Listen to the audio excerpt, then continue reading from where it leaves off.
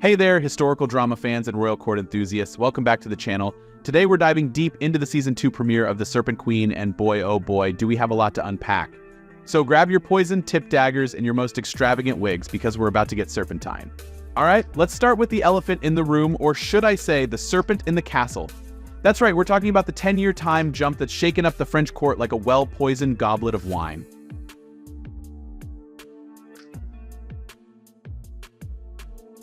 Now, time jumps can be tricky business. On one hand, they're a great way to breathe new life into a series. On the other, they can leave viewers more confused than a Protestant at a Catholic mass. In the case of The Serpent Queen, this time jump serves two purposes. 1, it gives returning viewers a fresh start. 2, it provides new viewers an easy entry point into the series. But let's be real, folks. If you can remember everything from Season 1 without that 3-minute previously on segment, you deserve a seat at Catherine's table. I mean, who can keep track of all those guises and bourbons without a family tree and a bottle of aspirin?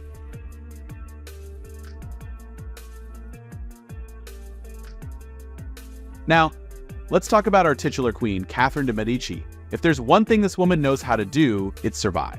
From her very first line, Catherine establishes herself as the baddest of the bad. She's like the 16th century version of a Real Housewife, but with more poison and less plastic surgery. This woman has clawed her way to the top, and now that she's there, she's not letting go. Even though her son Charles is of age to rule, Catherine's keeping that power tighter than her corset. It's like she's playing a real-life game of keeping up with the Medicis.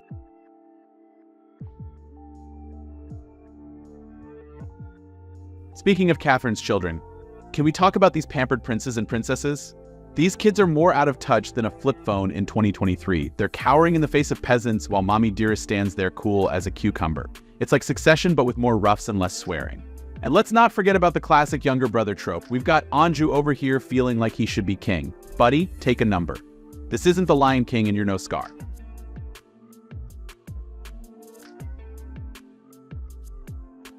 Now, what's a good historical drama without some religious conflict? The Serpent Queen is leaning hard into the Catholic vs. Protestant drama, and it's spicier than the seasoning on a royal feast. We've got the guises on Team Catholic and the bourbons waving the Protestant flag. It's like a holy war, but with more fashion and better hair. Speaking of which, can we talk about those hairstyles for a second? I don't care what kind of animal byproducts they had back then. There's no way they're getting that kind of hold without some 21st century hair gel.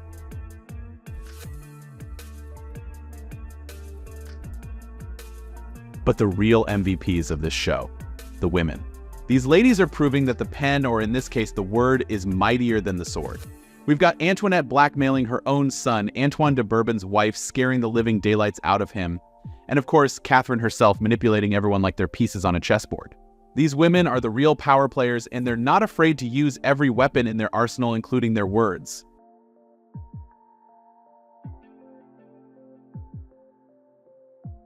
Now, let's talk about the elephant in the room, the show's tone.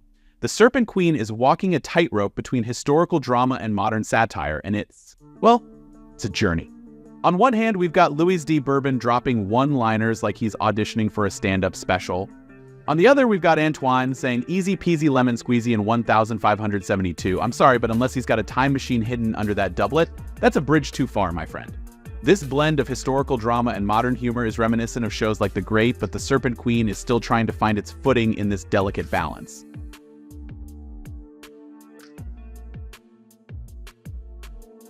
As for the plot, we've got more threads than a royal tapestry. Catherine's holding onto power, the guises are trying to start a religious war, and there's some trade negotiation plot that's about as exciting as watching paint dry in Versailles. But the real kicker? The church burning. Nothing says religious tolerance quite like setting fire to a house of worship with people inside, right? It's a shocking end to the episode that leaves us with more questions than answers. Was Charles inside? Will this spark the war the guises want? And most importantly, will anyone ever actually use anyone else's name in this show?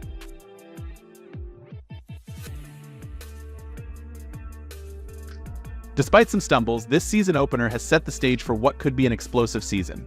Here's what I'm hoping to see more of. 1. Catherine's children. I want to see all of these spoiled brats in a room together, bickering like the royal Kardashians they are. 2. Minnie Driver as Elizabeth I, if she's not playing an absolutely unhinged version of the Virgin Queen. What are we even doing here? 3. More of Catherine scheming. Let's see how far she'll go to keep that power. 4. The fallout from the church burning. This has got to have some major repercussions, right? The Serpent Queen Season 2 premiere is a bit of a mixed bag. It's trying to do a lot, reintroduce characters, set up new conflicts, balance humor and drama, and it doesn't always stick the landing. But there's potential here for a truly engaging season. The show's strength lies in its powerful women, its willingness to blend history with modern sensibilities, and its unabashed embrace of the drama and intrigue of the French court. If it can find its footing with its tone and give us a bit more clarity on who's who, seriously, name tags wouldn't go amiss, we could be in for a royal treat. So, what do you think, history buffs? Are you Team Catherine, or are you rooting for one of the many factions trying to undermine her? Are you enjoying the modern twist on historical events, or do you prefer your period drama straight up?